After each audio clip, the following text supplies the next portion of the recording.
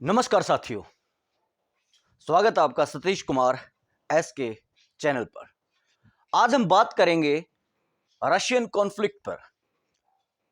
बहुत सी बातें फैलाई जा रही थी कि रशिया में गृह युद्ध की स्थिति बन गई है, वहां की सेना ने, मिलिट्री ने विद्रोह कर दिया है, कोई वैगनर ग्रुप है जो मॉस्को पर चढ़ाई करने की तैयारी कर रहा है। ऐसी ऐसी बातें फैलाई जा रही थी, हालांकि सच्चाई भी थी। लेकिन ये क्या है वैगनर ग्रुप, ये रशियन कॉन्फ्लिक्ट क्या है, इस पर आज हम बात करेंगे। हालांकि ये मेन टॉपिक है और मेन टॉपिक के साथ कुछ सब टॉपिक्स भी चलते हैं, तो उन सब या टॉपिक्स या कहें उप जो बिंदु है उन पर भी हम बात करेंगे। तो सबसे पहले हम बात करेंगे कि वैगनर ग्रुप क्या है। वैगनर ग्रुप, इसका जो रशिया में जो ऑफिशियल नाम है वो पीएमसी वैगनर है।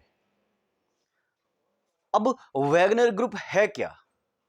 वैगनर ग्रुप दरअसल मैशनरीज का एक दस्ता, एक ग्रुप है। अब मैशनरीज क्या होते हैं? ये होते हैं भाड़े के सैनिक, किराए के सिपाही, जो किसी मुल्क के लिए पैसा लेकर जंग लड़ते हैं, युद्ध लड़ते हैं या सैनिक कार्यवाहियां करते हैं। जैसे अमेरिकन ब्लैक वाटर, वो भी एक भाड़े के सैनिकों का एक ग्रुप है, एक बटालियन है, या कह सकते हैं कि रेजिमेंट है। ये अपने फायदे के लिए, पैसों के लिए कहीं भी जाकर युद्ध लड़ने को तैयार रहते हैं। इसे बोलते हैं मैशनरीज या कहें भाड़े के सैनिक, और ये वैगनर ग्रुप यही काम करता है। वैगनर ग्रुप जिसका जो लीडर है वह येवगेनी प्रोगेजिन, ये इसका हेड है। अभी ये येवगेनी प्रोगेजिन कौन कौन है और ये वैगनर ग्रुप कब अस्तित्व में आया, ये छोटी छोटी सी बातें हैं। जो प्रोगेजिन है, प्रोगेजिन जिसको बोलते हैं, क्योंकि रशियन नाम जो होते हैं वो अजीब तरह के होते हैं लेकिन होते खूबसूरत है। ये प्रोगेजिन जो है एक रसोइया था, इसका खुद का एक रेस्टोरेंट था। पुतिन की पे नजर पड़ी और पुतिन इसको अपने साथ ले गया या अपने यहां उसने बुला लिया। ये पुतिन का भी रसोइया था, खाना वगैरह बनाया करता था, सुनते बहुत लजीज खाना बनाता था। तो इसने ये ग्रुप तैयार किया था पुतिन के कहने से। अब यह ठीक है कि इसने ग्रुप तैयार कर लिया, ये हो गया वो हो गया, लेकिन ये अस्तित्व में पहली बार कब आए?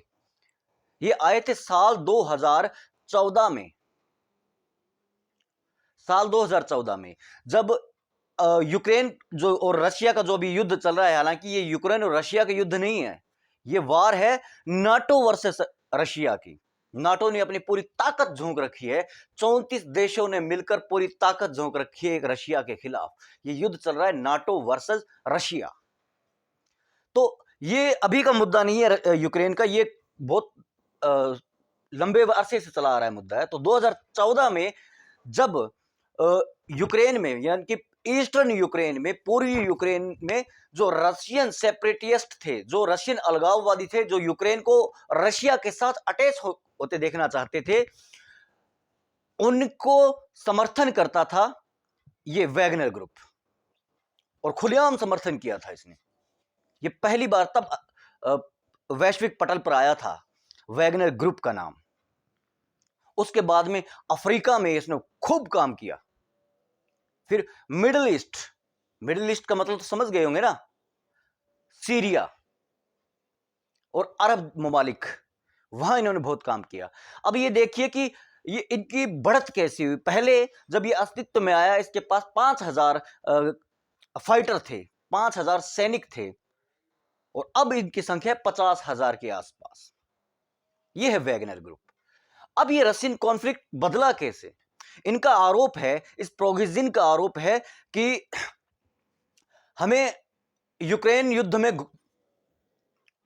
डाल दिया गया और हमें प्रॉपर रसद मुहैया नहीं कराई गई। उल्टे रशियन जो आर्मी है उन्होंने हमारे ही सैनिकों पर रॉकेट या बम या कुछ जो भी था वो डाल दिया। अब इसमें कितनी सच्चाई है? और इसलिए ये चढ़ दौड़ा मॉस्को की तरफ। ये तो जाहिर सी बात है कि मॉस्को पर कब्जा करना इतना आसान नहीं है। हिटलर भी खत्म हो गया था मॉस्को पर कब्जा करने के चक्कर में। लेकिन इसने ये किया क्यों? ये बात सबसे बड़ी है, ये सवाल सबसे बड़ा है। इसने ये इसलिए किया होगा क्योंकि ये तो मशीनरीज है, भाड़े के सैनिक, इन्हें रशियन गवर्नमेंट पैसे देती थी तो ये काम करते थे, क्योंकि ये लोग जेलों में बंद थे, अपराधी थे, कुछ उस तरीके के लोग होते हैं ये। तो ये रशिया पर ही क्यों चढ़ दौड़ा? मामला यहां है, जैसे कि ब्रिटेन के, यूनाइटेड किंगडम के बड़े बड़े नेताओं ने इसके बारे में, वैगनर ग्रुप के बारे में बड़ी तारीफ की थी अभी कुछ समय पहले। वो क्यों की कर रहे थे तारीफ, और ये अचानक क्यों चढ़ दौड़ा था? इसके पीछे जब ये सारी सच्चाई सामने आएगी तो पता चलेगा कि यहाँ कहीं ना कहीं झोल है, ये नाटो का कुछ किया धरा है, इसमें कोई दो राय नहीं है। क्योंकि मॉस्को पर कब्जा करने का ख्वाब देखकर, सपना देखकर, ड्रीम देखकर जो बड़े थे वो मटिया मेट हो गए थे। हालांकि मैं ये तुलना नहीं कर रहा हूं, क्योंकि वो जो मॉस्को था वो सोवियत यूनियन का हिस्सा था, वो कम्युनिस्टों का हिस्सा था, और आज का रशिया पूंजीवादी है, कैपिटलिस्ट है, दोनों में बहुत अंतर है। लेकिन फिर भी हम एक बात कर रहे हैं, एक जनरली एक बात कर रहे हैं, सामान्य से बात कर रहे हैं। खैर, ये तो बात हो गई इसकी।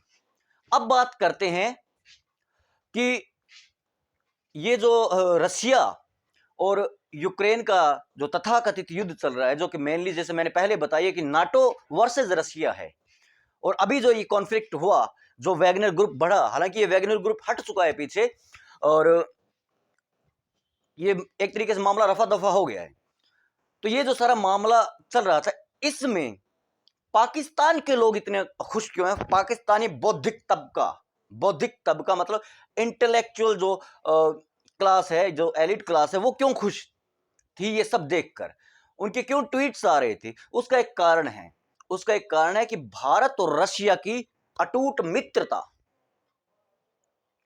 हम अक्सर बात करते हैं जो भारत और रशिया की दोस्ती की, तो हम मिसाल देते हैं 1971 के युद्ध की, जब बांग्लादेश को आजाद करवाया गया था, एक आजाद मुल्क बना था पूर्वी पाकिस्तान, पूर्वी बंगाल जब एक आजाद मुल्क बना था, और वो पहला मुल्क था, वो पहला देश था जो भाषा के आधार पर, जो जबान के आधार पर, लैंग्वेज के बेस पर एक अलग मुल्क बना था। वो मानव इतिहास का पहला मुल्क था, और इसे करवाया इसलिए गया क्योंकि पश्चिमी पाकिस्तान की सेना, आर्मी, क्योंकि वो बंगालियों पर जुल्म ढा रही थी। और ये शुरू कब से हुआ? जब पाकिस्तान बना और भारत आजाद हुआ। शब्दों पर गौर कीजिएगा। भारत 15 अगस्त 1947 को आजाद हुआ अंग्रेजों से, और पाकिस्तान 14 अगस्त 1947 को बना। उसके कुछ ही साल बाद में मोहम्मद अली जिन्ना तब के तत्कालीन पूर्वी पाकिस्तान में जाकर अंग्रेजी में एक भाषण देते हैं, इंग्लिश जबान में भाषण देते हुए कहते हैं कि दोनों तरफ, पूर्वी पाकिस्तान और पश्चिमी पाकिस्तान, दोनों तरफ की नेशनल लैंग्वेज या राष्ट्रभाषा या कौमी जबान जो होगी वो होगी उर्दू। और जब ये तकरीर कर रहे थे वो, जब ये भाषण दे रहे थे वो, तो उसी वक्त उसी मजमे में उनका विरोध शुरू हो गया, और बहुत गजब तरीके का विरोध हुआ। बंगाली मानुष ने अपनी आवाज बुलंद की कि हम बांग्ला हैं, हम बंगाली भाषा बोलेंगे, हमारी मादरी जबान बांग्ला है, हमारी जो पहचान है वो बांग्ला है। ये तब से शुरू हुआ। उसके बाद में पश्चिमी पाकिस्तान, जो कि पंजाबी, वहां की पूरी जो ताकत थी वो पंजाब के हाथों में थी, ना सिंध के, ना बलूचिस्तान के, ना खैबर पख्तूनख्वा के, ना किसी के, ज्यादातर उन्हीं के हाथों में थी। और वे चाहते थे कि वहां थोप दी जाए उर्दू। अब गौरतलब बात तो यह है कि उर्दू जबान तो हम लोगों की है, इंडिया की है, वो अलग बात है। इस पर कभी फिर से बात करेंगे, जब हम भाषा पर, एक जबानों पर, एक लैंग्वेज पर एक वीडियो बनाएंगे, उसमें इस पर बात करेंगे। तो वो थोप दी।